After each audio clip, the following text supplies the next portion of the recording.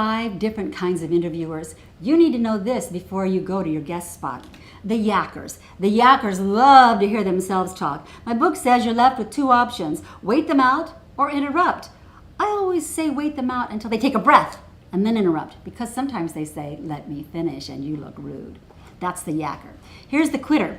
The quitter asks a question, you start to answer, and he starts to daydream and look at his watch and do other things while you're answering, and all of a sudden you've ended your answer, and he has to go, oh, and my next question is, look down at his paper to see where he's going. It makes the whole thing look disjointed. So if you know you have a quitter, just keep talking until you slow it down slightly, and maybe he'll get the hint. It's time for him to start.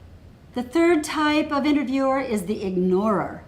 This is what most of them are. They don't really want to know what you have to say, so as you start to talk, they put on a bored look, they roll their eyes, they kind of tap their feet, and they kind of wait until you're finished.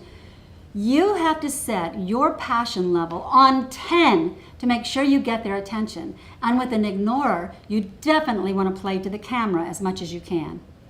Some interviewers are just like hot air balloons. They need to stick a pin in themselves. So I call this group the interrupters. They listen to part of your answer and say, oh yes, that's just like when I was 14. That's just when I started to drive. Whatever you're talking about, they bring it back to themselves and tell their story. When that happens, you kind of wait until that story ends, start on something else, and then speed up your speaking a little bit so you can get it all in. The last group of interviewers, the primpers. These are the people who are tossing their hair or slicking back their hair.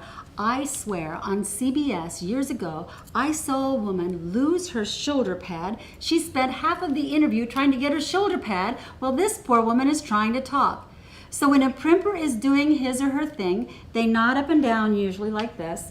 Just keep looking directly at them until they raise their heads again and or cheat to the camera.